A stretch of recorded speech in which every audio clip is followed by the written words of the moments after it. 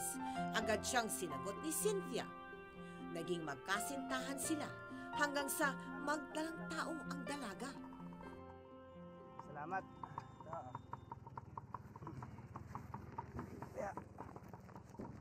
Dahan-dahan, ha?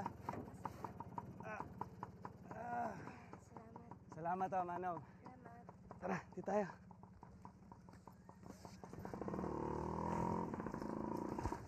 James, ba't kasi hindi na lang tayo sa may Palawan sa amin tumuloy? Kung doon ba tayo, may pagtatanggol mo ako sa mga magulang mo. Stricto si tatay eh. Baka itakwil pa ako nun. Yun na nga, kaya dito na tayo. Sigurado dito, maalagaan ka. Teka. Magugustuhan kaya ako ng nanay mo? Tsak! Ano ba iniisip mo? Di ka na. Dahan-dahan, ha? Ayan, kababayan. Nay! Inay! Inay! Nay! Nay! Nay, Mano. Nay, si Cynthia. Si Cynthia po. Isang taon na lang, hindi mo pa tinapos ang pag-aaral mo. Nay naman. Isang babae lang pala makakasira sa lahat ng pangarap mo eh.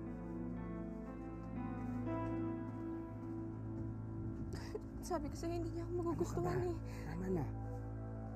Bigyan mo na ng konting panahon si inay, ha? Huwag ka nang umiyak. Hindi makakabuti yun sa ina. Anak. Tama na. James! Ay, kuya! Kumating ka na pala! Kuya! Sino yan? Cynthia! Si Cynthia! Ay, ate, lika. Cynthia. May pamangkin na tayo. Kuya! Kuya, nandito sila, James! Tara, pasok. Sige, kainin mo yan. Ito para sa inyo to, ha? Yan. Nay, pasensya na kayo na. Hindi ko kayo napasabihan, ha? Eh, ano pa nga ba magagawa ko? Nandyan na yan eh. Nay, alam ko nabigla ko kayo. Pero Nay, mahal na mahal ko si Cynthia.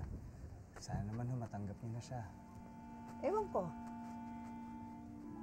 Ikaw, nakuha mo maglayas para makapag-aral. Biniyayaan ka ng Diyos na scholarship, pero anong ginawa mo? Ikaw rin ang sumira sa sarili mong pangarap. Sige, paghanda nyo na.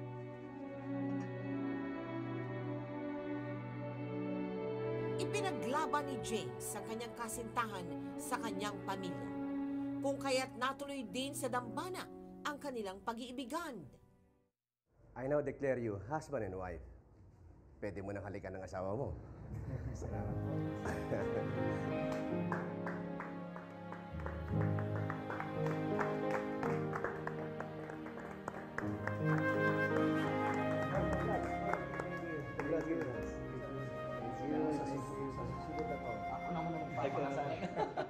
Hindi na talaga dumating si Mama. Bagamat hindi dumalo sa kanilang kasal ang ina ni James, naging matatag ang relasyon ng mag-asawa hanggang sa isilang na ni Cynthia si Meline. Ano? Smile ka dyan. Setsa ka na, ha? Papalitan ka na yata kay tatay. James! Talaga yun. Andito ka lang pala, kanina pa kita hinahanap. Eh kasi hinihintay na tayo ni Father Realuyo at saka ng mga bisita natin. Sweetheart, tingnan mo ito anak natin, oh. Ang ganda-ganda. Oo, tingnan mo, oh, parang anghel. Eh syempre, kanino pa ba magmamana yan? Eh kundi sa Mami. Sweetheart naman, sabihin mo, swerte ka. Ako na pang asawa mo. Tingnan mo. Sa tingin mo? Dito na pala sila eh. Puyat ka ba, anak? Tol! Halika na, nandito na si Pater. Oh. Init-init dito ah. Sige, tara na. Tara na. Para mabinyagan na to sa Tara, baby. tulog na tayo.